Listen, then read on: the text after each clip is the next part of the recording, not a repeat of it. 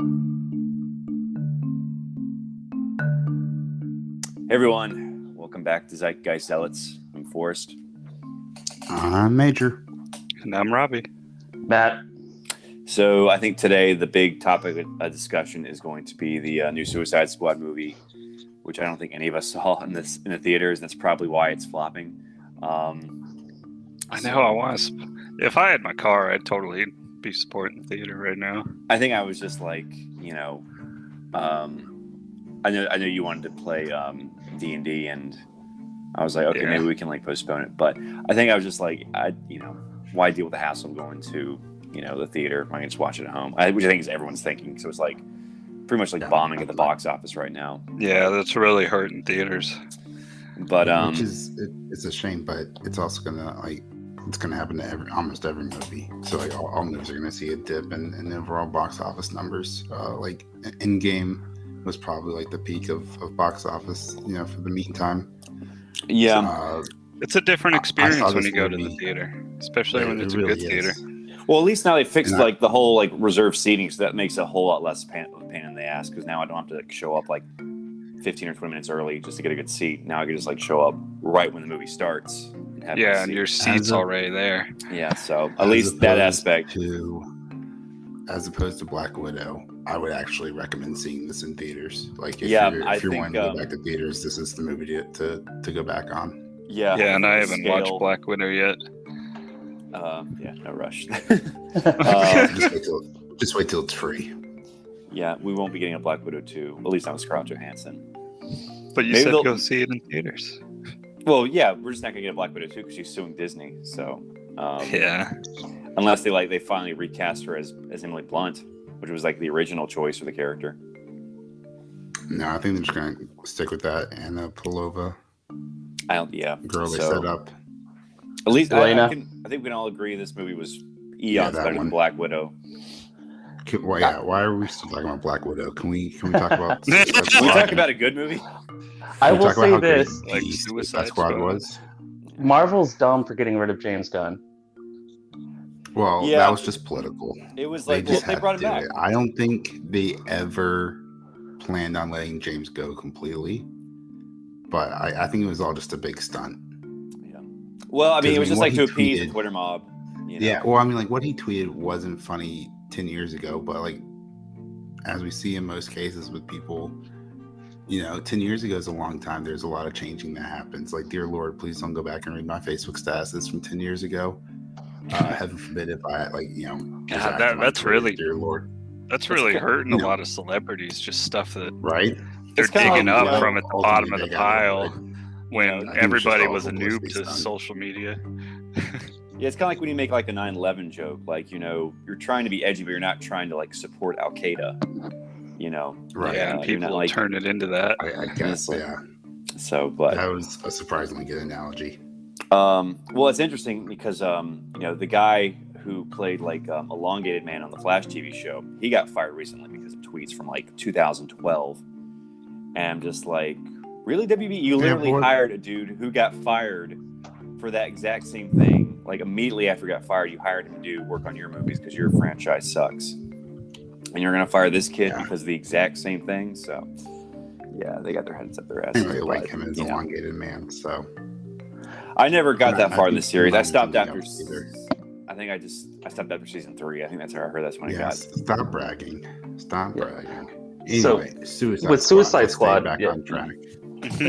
I have to say, from the very, very first minute, the casting in this movie is beyond phenomenal. Like excellent day. Like even the secondary, characters who are supposed to be set up as the initial Suicide Squad, great casting. Michael Rooker. I think he's James like Fillion. Nathan Fillion from Firefly, because I think did James Gunn work on Firefly for a little bit? I know he's like real close to Joss Whedon, so I know Fillion's worked with Joss Whedon a lot. So he was cool. He didn't really have any lines, did he? Beyond like TDK is my name. Yeah, he had like 2 or 3 throwaway lines, but I just thought that was so great. Mm-hmm. Like, even, you're absolutely right. Like with secondary casting, like even Sean Gunn as Weasel. And the movements were fantastic. And Calendar Man, he had like a cameo as Calendar Man, so that was like very surprising. And yeah, I think Mongal was the only one who didn't really have any. She only had like one line, and she like grabs the helicopter. And then, so I'm guessing there'll be like some deleted scenes where she has more dialogue. I'm definitely gonna consider getting the DVD or Blu-ray, or I mean, as long as like I'm sure you can like buy digitally, but I'm not entirely sure if digital purchases have special features. They usually don't. Okay, so I might buy the actual Not to the extent, physical Blu-ray just to watch the special features for this. Content. But yeah, you can find the special features on YouTube, just depending on how popular they are. Yeah. So, but yeah, I think there were a lot of standouts in this film. I think for me, how do we want to do this? Do we want to go through the plot of the film? Do we want to go through the film, or do you just want to give our overall thoughts and then just pick and point out stuff, remind each other of this moment? We can like go over the go movie beat by beat and just be like, yeah, I love that, and then like, yeah, I love that. How many? I thought it was funny to talk about Starro. Yeah, I thought it was funny. Like right at the beginning. Sweet. Right at the beginning, they're coming into the beach and just everybody's dying left and right. Barely even getting there. It was like definitely like a Saving Private Ryan sort of. Yeah, when I texted you like everybody dies, I was wondering if you would just think of that one right at the beginning. How satisfying Pete Davidson get his face blown off. Well, I like Pete Davidson in a lot of this stuff. If anyone, I think the big tragedy is James Gunn, the director, talking about how anyone and everyone, like anyone could die in this movie. Like if he didn't spoil that, because I mean the first Suicide Squad movie was very tame with only 2 deaths. So like if I was, and I am, like a fan walking into the Suicide Squad movie, I'd expect the same thing. So I would have been way more surprised, and like it would have been way more enjoyable to see everyone like die like as a surprise versus walking into the movie being warned by the director that anyone could die at any time. Well, I think I knew. I mean, I know a lot of people knew that the first team was going to die because in the trailers we saw them all together. But like the bulk of the trailers, it's like if you saw the trailers. If you didn't see the trailers, like I know that I didn't know there were 2 teams. Did you guys know there were 2 teams? Was that? Yeah, I figured there would be because I saw them all in the helicopter, but yeah, because technically only one person dies from the second team if you think about it, and like everyone except Harley dies from the first team. So it was so like the first squad was definitely the Suicide Squad. The second squad was like the mostly live squad. But what I love too is the first squad they send in 3 minutes. They do more and a better backstory for each character when they're sitting there betting over, who's going to die and who's going to make it. They introduce those characters better than the whole thing of Suicide Squad. Yep. We know what their flaws are, what they're good at, why they're in prison, so we know what to expect from them. They're all making bets on who's going to die first, and exactly, and that did a better character development in like a throwaway 2-minute scene than the first Suicide Squad, where we're like, so what's this guy's deal? Boomerang actually killed someone with a boomerang. Yep. What I think like in the first one, like he only threw like a boomerang. It had like a he sliced right through 2 people's heads. Yeah. Yeah, that was cool. Well, I was sad that he died, but gratuity in this movie. Oh my god! Yeah, they were just slicing people left and right. The helicopter. Dude, I think one of my favorite scenes was when they're walking through that camp, just popping people left and right. Basically. Oh, we haven't gotten there yet. Oh man! That was the best scene in the movie. That was like my favorite scene. What a Peacemaker. twist! Oh my god! Yeah. What a twist! But yeah, the beach. I always sad to see Captain Boomerang go because I think he and Deadshot, like Bronze Tiger, like in the comics, are like the 3 guys who don't die. I was a little touched. I was genuinely surprised by how touched I was that like Boomer died. Like when he died, I like literally said out loud to my wife, I was like, "Oh no, Boomer!" Like just like that, and like I was surprised. Like I even gave a shit because he wasn't like a fantastic character from the first movie. Maybe it was Harley's reaction. That you're like, oh no. Well, I like that they established that they had history. Like she, Flag, and Boomerang all had history, and you could tell that this was their first mission. So there was some connective tissue with the first movie. The banter, so at least they acknowledged good. The what? Harley's just the banter was good on the airplane. Yeah, I liked. You sat me next to a werewolf. Oh yeah, I liked Javelin. You guys didn't know Weasel didn't know how to swim? Like that's so. That was like funny. It was like this is the first organization. Oh my god! I knew they were all going to die. I didn't know how, and it was just like, oh, that's the first death. That's hilarious. Or is it? They kept showing him off in the. They kept showing him off in the trailers, and then he just dies at the beginning. I'm like, I did like what? that the first guy who died wound up living, so that was pretty cool. We did live. I know, that's why I said, or did he die? But he did live. Yeah. No, I said that he died, and then I said, or but I said, but he lived, and you said, well, okay, yeah, we're just saying opposite sentences and countering each other. But yeah, I think. And this he was an actual weasel, but in the comics he's just a guy in a weasel costume. So I guess this was. Oh really? Yeah. How good? How good was Ratcatcher 2? Like I was fully prepared to hate that character and think that like was super dumb, but she had a little connection. We'll talk more about it at the end. Yeah. My boy. What's his name? I'm blanking on his name. The director, Taika Waititi. My boy Taika Waititi coming in clutch as Ratcatcher 1. That was a really good scene that we'll talk about in the future. Sorry, let's get back on track. Tessa Thompson on the set of the new Thor movie because he's directing that, and there was like pictures of him like he's in a throuple with her and like some other actress. But besides that, yeah, he was good for the small amount of time he was in. Well, James Gunn supported Taika Waititi when he was doing the Ragnarok and really stepped up for him. And I think this was kind of like a thank you, I'm going to cast you in my movie type situation, which is still really awesome to see. Because he was in you do see a lot of cameos from other James Gunn movies. Didn't he get like nominated for an Oscar for Jojo Rabbit? So he's like sort of like a big director now. Mm-hmm. So it's cool he showed up. Did you see Ragnarok after Thor: The Dark World? I mean, it's just night and day difference. Yeah. Yeah, although it's not entirely what I wanted from a Thor movie, but I did like, it was good enough to where it was definitely the best. It was Planet Hulk. Someone remind me about this next time we need a filler episode. We'll come back and talk about definitely Ragnarok. The best of the 3 Thor movies. I don't think definitely that's debatable. So the first team dies. Movies overall. So the first team dies. We find out second team is really the real team. Yep. Mm-hmm. And Harley Quinn gets captured.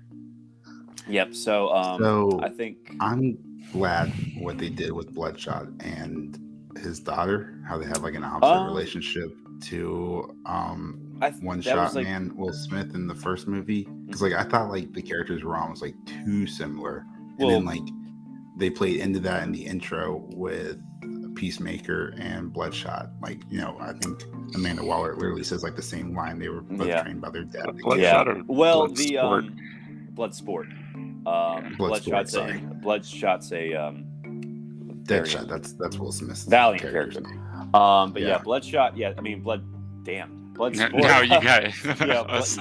Bloodsport. That's the one thing I think. One of the few critiques I have about this movie is just that he was too similar to Deadshot. Just like him having a daughter. I like how they changed it up with like the difference between those two though, right? So whereas I think they were like so similar at first, like you see they're actually like very different. I mean, at the end it's a hero's arc, so they turn out the same. Well, the daughter had a lot more characterization than the one in the David Ayer movie, but the reasons for joining Suicide Squad was the same. Like he was doing it so I would pay for her college or whatever, but in this one was like so she wouldn't go to prison. So I thought it was a much better motivation for him than like what Will Smith was in the first one. But I was just like I just remember watching the scene, like getting ready to roll my eyes, being like, man, like they couldn't afford Will Smith back, one of the two.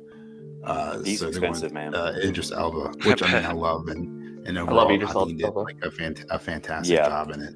But like just rolling my eyes, like this is the exact same character. They just couldn't replace him with like another black actor. And then like the daughter starts like cussing, and they start like yelling at each other, just cussing each other out. And I was like, oh, like this is different. And I like so that I did like that. I like that they quoted Seinfeld, like, you know, the planner in that episode. She's like, it does other things. And that was ripped straight from Seinfeld. So. Oh, really? Yeah, because it was like he buys his dad this planner. I haven't watched a whole lot of Seinfeld, honestly. And he's just like, how do I calculate the tip? And Jerry's just like, it does other things. And that's like a running joke in the episode. So I'm sure James Gunn got that straight from Seinfeld. You know, when they're introducing the second team, though, what I really, really loved and throughout the movie is the band Peacemaker and Bloodsport. Yeah. Oh, yeah. They were definitely, I think, so a cool funny. duo. Yeah. I shoot smaller bullets. Yeah. You know? I like their rivalry. Oh, man, and he did that. Yeah. He took his advice. That was pretty smart. They used his own advice against him. Yeah. I thought it was a little ironic.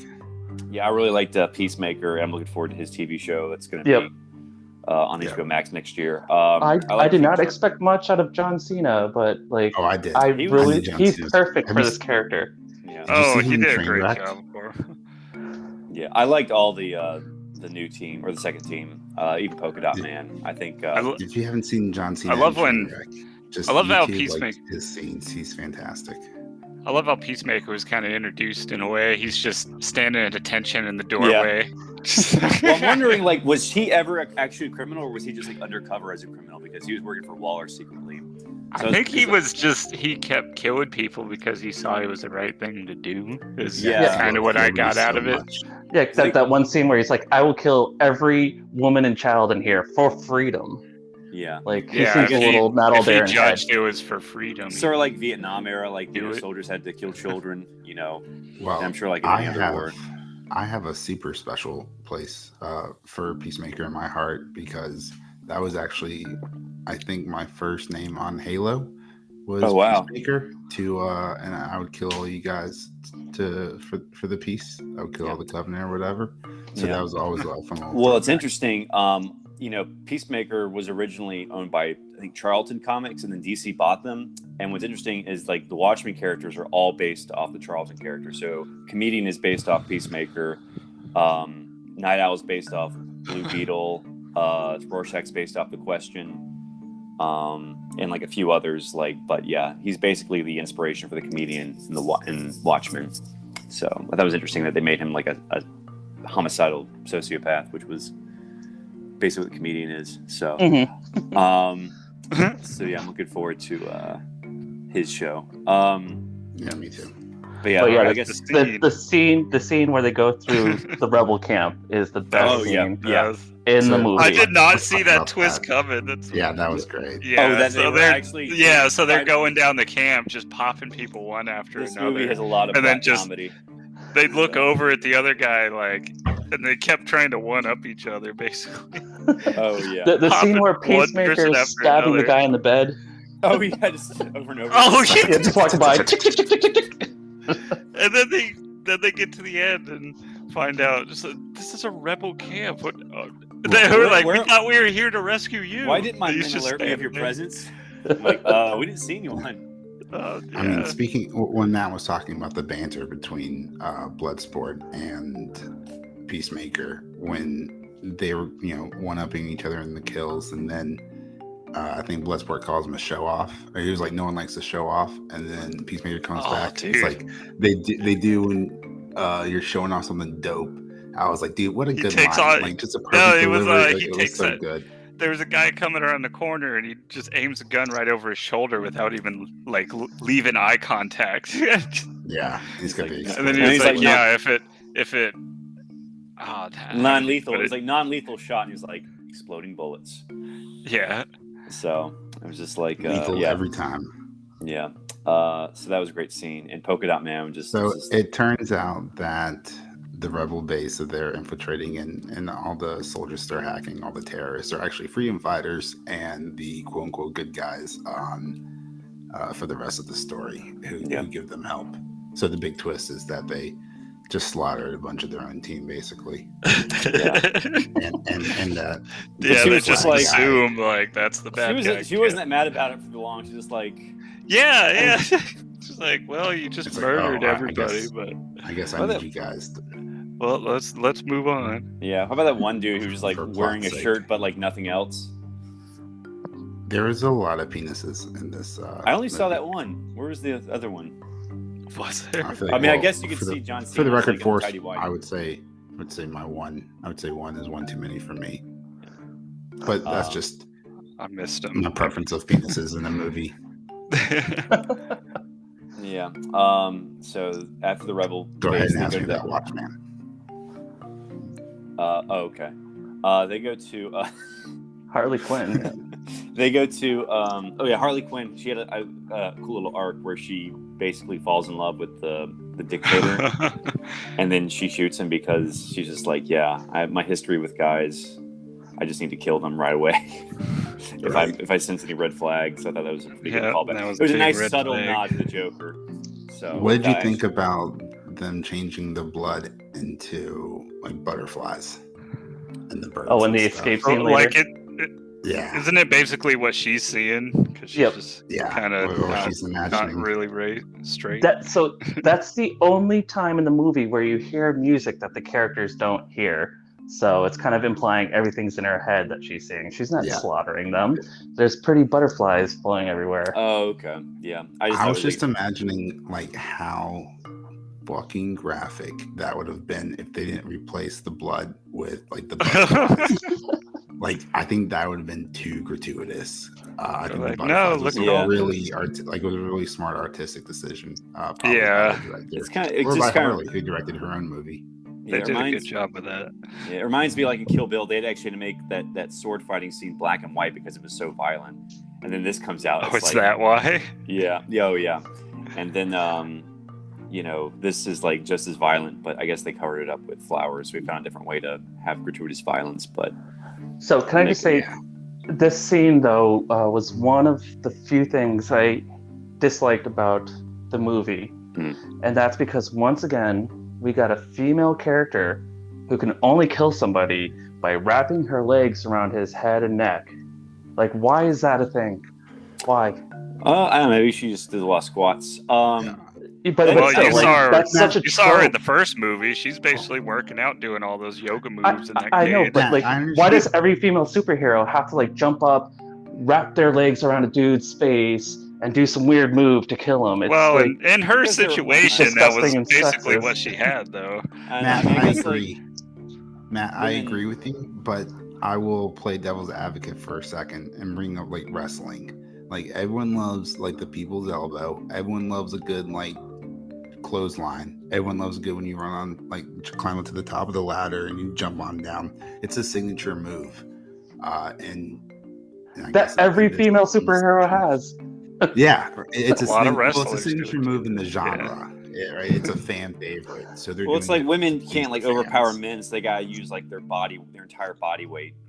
I guess there's probably more muscle in their legs and their arms. So But man, when she did a pull up with him on her too, though, that was kind of pushing it. I don't know if Harley could do that. But to be fair, I feel that was a nod to the first Suicide Squad, where she's in the cage and she's doing all those rope tricks and showing you how she can easily pull up and down, when she's like that. So I don't know. Yeah.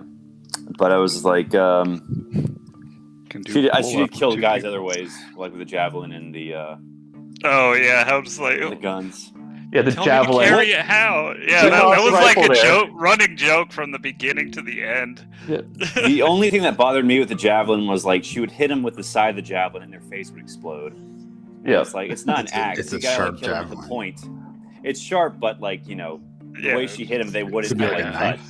It would have knocked them out, she needs. Oh, dude! Well, a lot of their slices, when you go up and chop somebody, they're not gonna just slice in half like butter, like they do in the movie. I just don't think the physics were right because she would hit them barely I stabbing them, yeah, but hitting them on the side, Forrest, take their face off. If you care about physics and you're still waiting to play Halo Infinite, can I recommend Rocket League to you?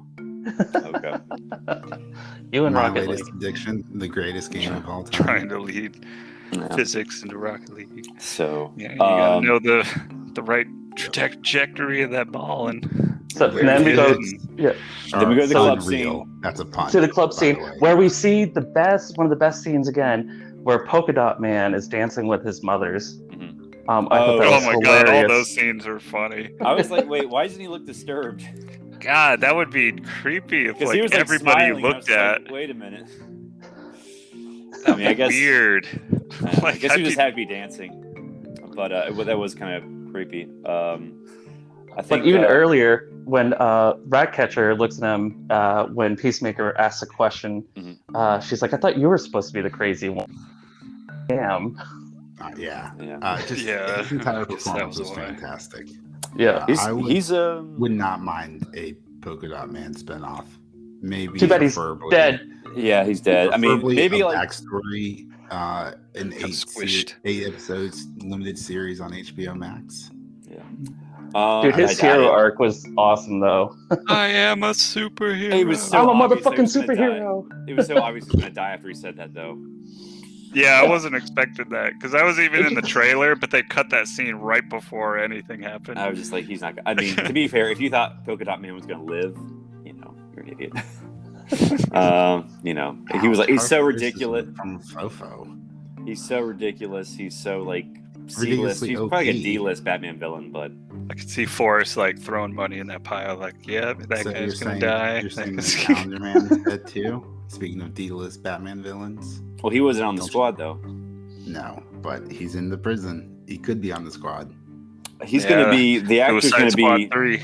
Yeah. Well, not this movie doesn't make any money because it's flopping right now. But we don't know the HBO Max numbers. Yeah, it's like it hasn't even made like 30 million yet. Mm-hmm. And it cost like 185 million to make. Woo! So it was like more expensive than the last one. So they're not going to make their money back at least. Yeah, they had a lot of actors.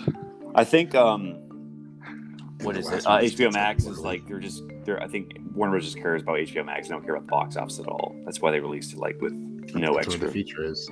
Yeah, and they had what's his name for a little bit of time, Michael Rooker. What character was that? He had the long hair. He was bouncing the ball. He didn't do anything. He just bounced the ball. So it was like that was saying he was in the movie, but just for a very short time. Scattershot. That was kind of cool how accurate he was, and he had all those bounces planned out. Yeah. So they make a gun or something. A James Gunn or something.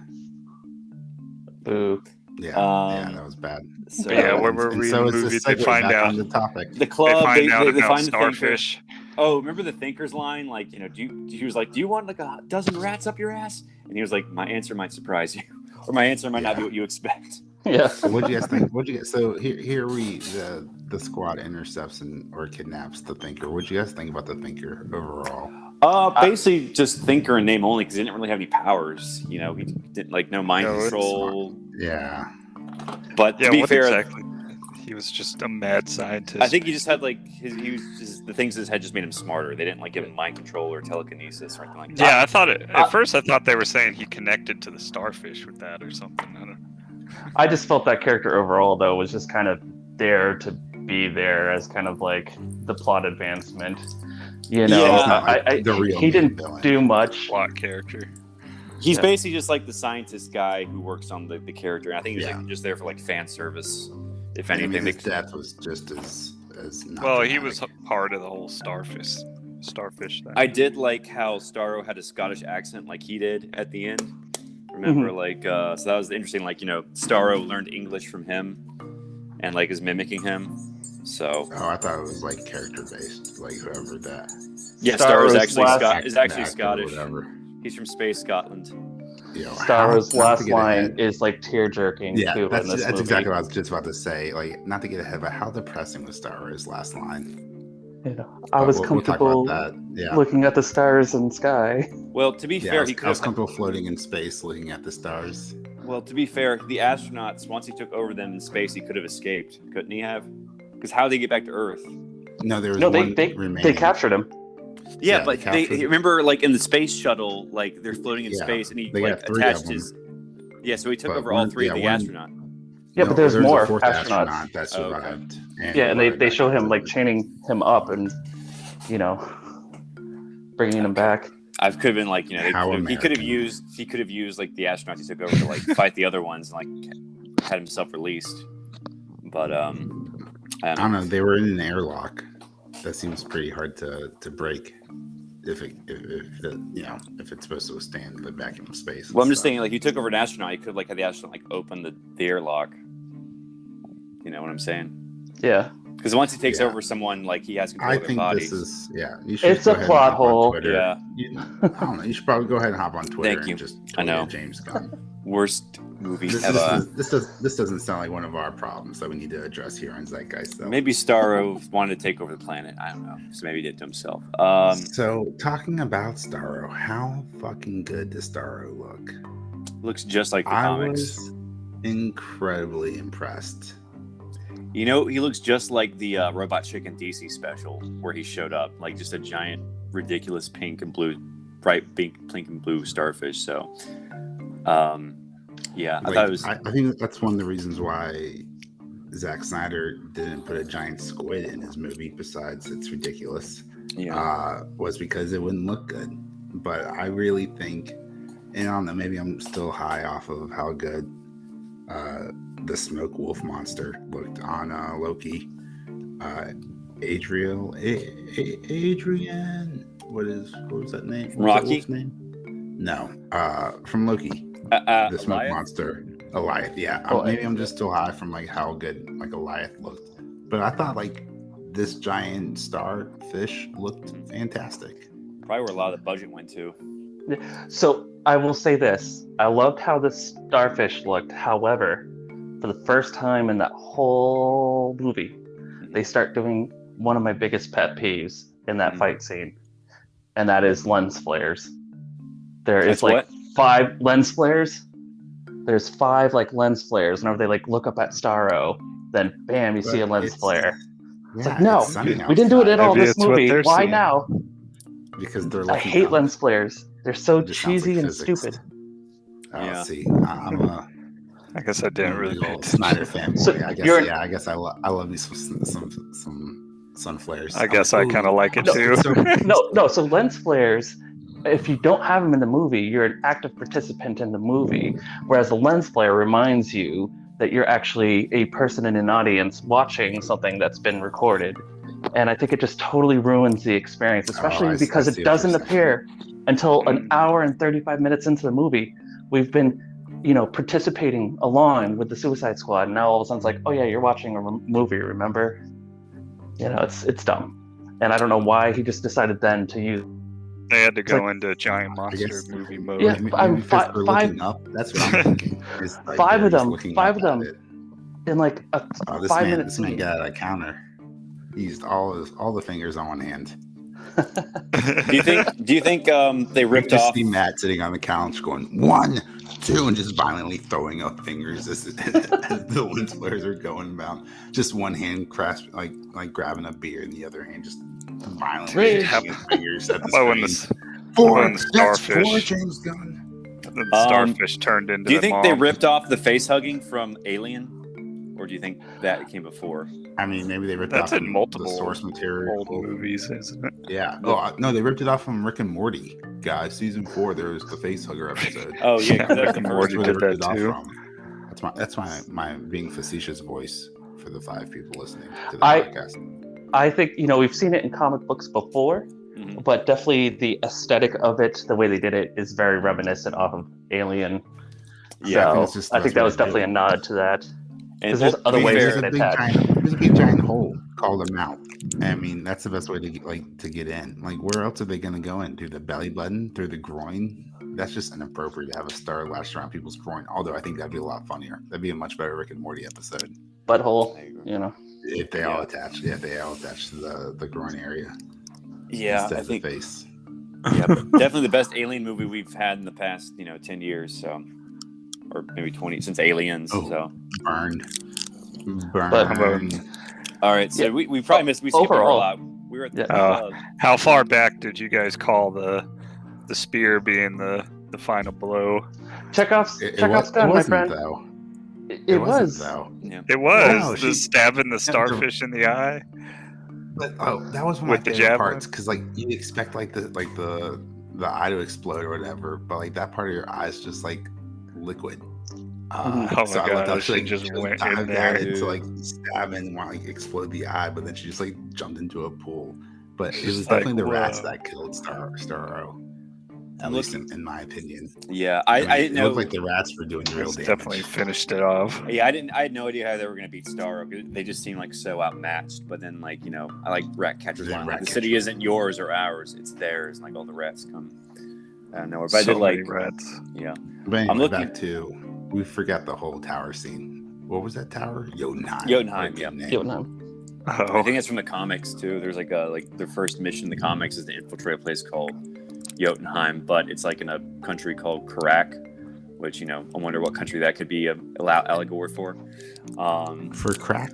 Yeah. The country the land of crack.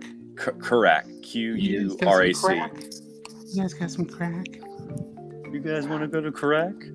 Also, as a quick side note, Corto Maltese is actually mentioned in the 1989 Tim Burton Batman, so I thought that was a nice nod too. Yeah, because that's where Venus, whatever her name was, she took the pictures of Corto Maltese about the rebels taking over. Vicky Vale. Yep. Yeah. And that was like why he kind of she gets on his radar. So I thought that was an awesome little nod. Well, that was the country in I think the Dark Knight Returns that I think the U.S. is fighting a proxy war with the Cold War and sets off the nuclear arsenal or whatever. Yep. So it's a ton of nods there. Yeah, I'm looking at Bloodsport online, and they completely changed his look to match what was in the movie today or this weekend. So it just really goes to show how good did he look? Like when he was like fighting off like all the little mini Starros and trying not to get infected. Just so accurate. Like, just pulling apart like his armor or his suit, whatever, all those weapons. Like how cool that's crazy.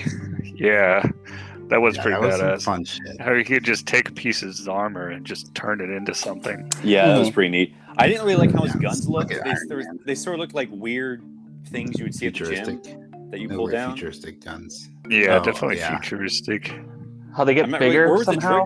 Where was the trigger though on those guns? Because it's not like there's a handle. It's like, the handle's like circular. Maybe he's controlling it all from his suit. I don't know.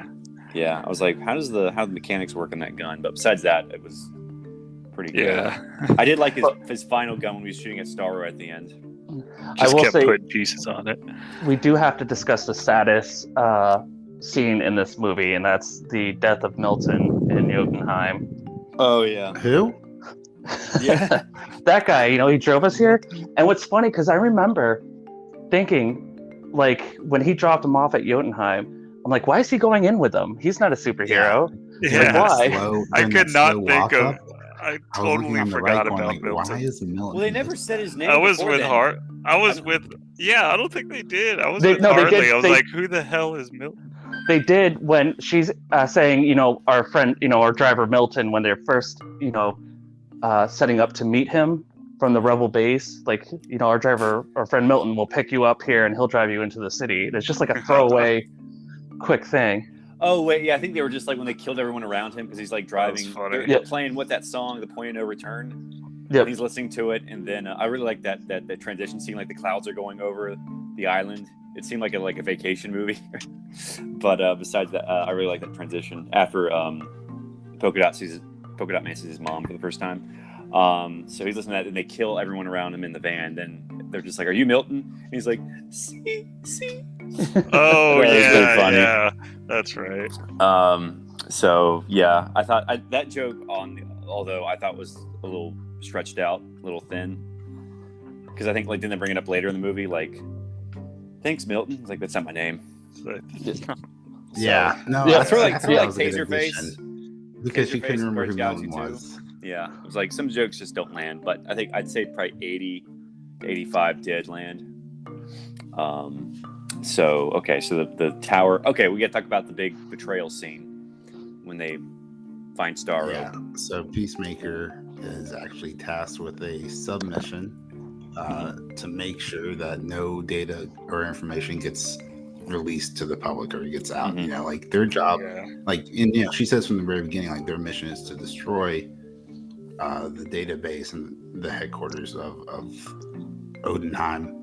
versus, whatever that monster is inside, right? And then she says, she confirms it later on or specifies, like, your mission isn't to kill Starro, your mission is to destroy the evidence that the Americans were in charge of all this. Yeah, and I was a wondering, good squad follows orders. And I was wondering if nice, Rob. Were they supposed to plant bombs down there, or just to destroy the evidence? Well, I guess it was probably the same thing. But I was kind of wondering, like, even if the bombs had gone off when they wanted them to, Starro still would have escaped. But I'm wondering if, like, maybe they didn't. Maybe they were supposed to plant them down there. Well, the whole thing is the bombs are set off by accident because they're attacked. And Polka Dot Man launches his polka dots and actually accidentally sets them off. Yeah, but I'm wondering, like, weren't most of them set up anyway? Like, how many more did they have to set? And, like, even if they were, like, set up. Well, they didn't want to be in there when it went off. Yeah. Well, I'm saying Starro still would have escaped even if they had gone off and they were supposed to. No, I agree. Who knows? Because, like, maybe the building would have collapsed a different way if they had all the explosives sent and buried Starro under there. But even if Starro, like, Amanda Waller never cared about Starro escaping. And they are the Suicide Squad. So if they all died if they were all killed by Starro, she doesn't care. That was my only. Where the F is Superman? He's fighting Zod. He's dead. He's dead. Keep forgetting we are in this universe. Well, he's not dead. That really was my only gripe with the movie. Just that Waller didn't care because Starro is going to keep, like, taking over people and growing. And eventually, he's going to attack the U.S.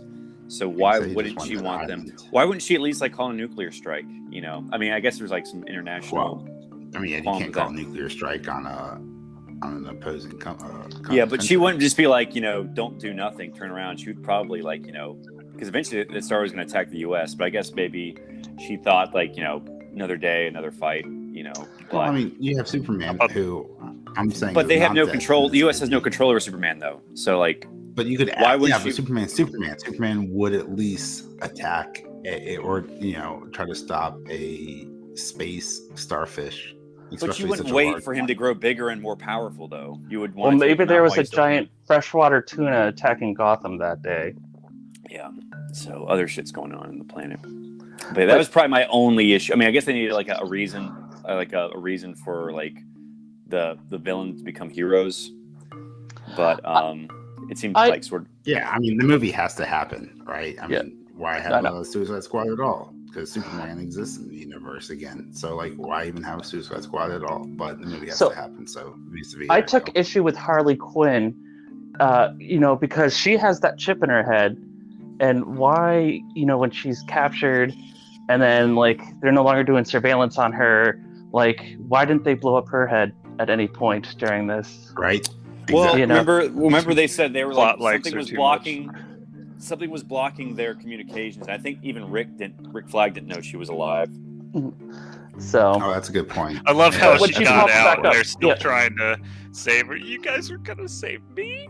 There's so many good moments in this. I can go back inside. Bird. Yeah. Bird. Very Harley Quinn. Oh wow, we're almost at, like, 155. Okay, let's talk about. Why the Last Man real quick. So, trailer just dropped, and this has been in, like, I don't know if it's post-production hell, but they've been talking about having this comic book made into a TV series for several years now.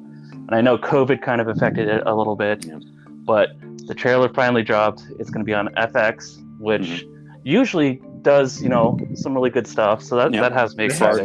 Clearly, some great stuff.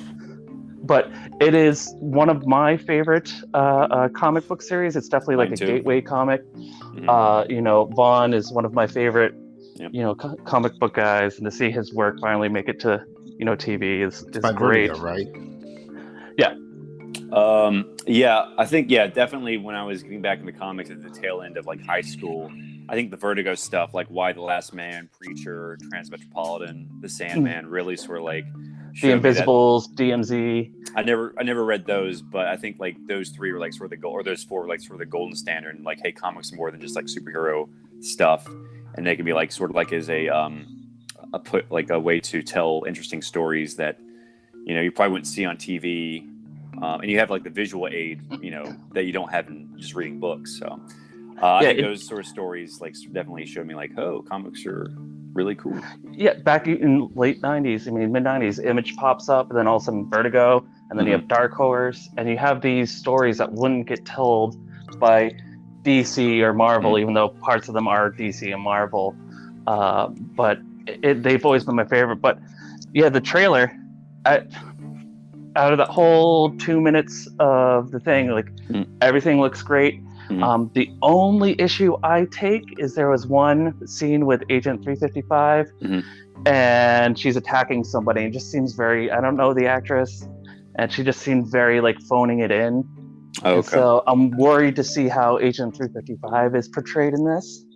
But overall, I'm super excited. Yeah, they seem to be hitting all the right beats. Like, you know, they're saying like, you know, most of the world's like engineers, pilots, and doctors are men, and like the power plants are failing because most of those are, you know, most of the employees there are men. So like, and this is one of the first things that would happen if human beings left the planet immediately. Like, you know, no one's there to man the power plants, so they're going to explode after a while. So there's like a lot of like, you know, things that would go to shit, you know, besides like planes crashing, you know, not their, you know.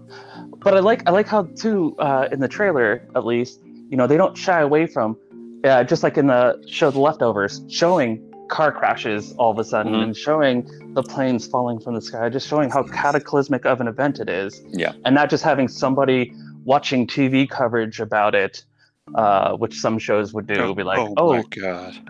You know, 30 days ago was day 30 of this. I don't think they're going to show the women who are pregnant with boys giving birth prematurely, though. That might be a little too much. Yeah, I agree. It is FX, after all.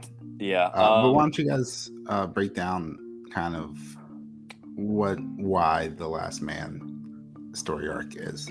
Well, basically, I'll let Matt explain it. Not spoilers, but no spoilers. Basically, a general gist. From the very beginning, there's this cataclysmic event, and all men are killed off, like just drop dead. Well, every male mammal with a white chromosome. Oh, so it's literally. So it's not just men. It's animals. Animals, everything. So everything. So why is? Well, that's the whole thing. We spend the whole comic book trying to. We try to find the whole comic book figuring out why you know the main character is still alive, and also like why this happened. So that's kind of like the whole comic book series. It's him traveling around. This character, he is a street performer. He's a magician who has a pet monkey, and escape artist, I think, right? Yep, escape artist. And so he's basically the protagonist. And the reason he becomes an escape artist, you find the comic, is really sad. But I won't spoil that. Yep. So I think, I think they recast the lead. I think originally it was supposed to be some other guy called it was like some guy can bury something, and he was like in Dunkirk and Chernobyl, but they recast him. I think the new lead seems pretty charismatic. I think he'll do a good job. My only, I think, not gripe, but like, I think the sister looks a lot younger than the brother. Is it Y, the Last Man? Yeah, the letter Y, because Y chromosome. The letter Y, not. Oh. And his name's Yorick, so starts with Y. But yeah, I'm looking forward to it. I mean, you know, if they adapt it correctly, and you know, if they're just faithful to the comic, it can be like a big hit, I think. Because you know, we got like, you know, this society of like neo Amazons who want to like, you know, they like remove one of their breasts, you know, and they're sort of like a militaristic cult like sort of society of women. Israel gets heavily involved. Yeah, because they have the most you know, dangerous women on the planet. So you know, they sort of become a world power. You know, just pretty much like a lot of interesting post-apocalyptic stuff. World building. Yep. Yeah. So yeah, I'm looking at the trailer right now. Yeah, so it should be pretty good.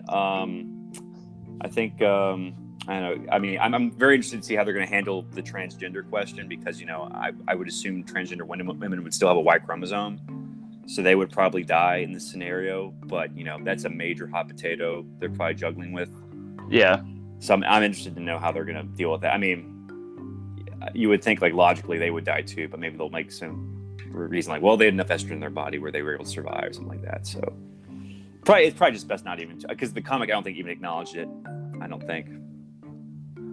There's hints towards it, I think, in the comic. Well, there's like a few women who like dress up as men and like, you know, like prostitute themselves off as men. You know, they have like equipment, but not because like they're transgender, just because they're women have a demand for a male, you know, partner. So I think like he sort of like avoided that issue, I think, throughout the whole comic, but I know we'll see. I'm excited. So yeah, it could be good, you know, but they could also mess it up. I'm excited. They sort of dropped the ball with Preacher. Not dropped the ball. They just sort of adapted it in like a really strange way. Yeah, they started like on comic book 5, you know, and then came back to 1, and then like it was just all over the place. Well, it was just like the first season was like a prequel to like even before the events of the actual comic started. Like it shows him like, you know, what happened before that whole town was destroyed, and it's just like we don't want to like just tell the story from the comic. Like, you know, we don't need to see the prequel, you know, just but I don't know. I think the third season was a big improvement. The second season was okay. I think like the casting was good. Like the guy who played Cassidy was really good. The guy who played Air Star and Jesse. I love the casting. But and the Stand Up Killers, I think so. Like, yeah. I think I never even finished it. I just, you know, it's a little too strange. But I don't know, maybe I'll get around to finishing it eventually. But The Boys is a much better, I think, adaptation of the con. It's probably like the best non-DC Marvel live action superhero. When's The Boys coming back? Probably later this year and early next year. Well, I think almost finished filming season 4, so. Well, they got to do season 3 though, first, right? Well, season 3, sorry. Okay. Okay. Yeah, I think we're past time. Yeah, and we're over at like 50 minutes, so we can talk about Rick and Morty later. You know, we have like a Rick and Morty special, but like I think we're at time. So talk about 2 episodes next time. Yeah. All right. Oh, I'm Forrest. I'm Major. I'm Robbie. Matt. All right, we'll see you next time. Bye-bye. Thanks for listening, guys.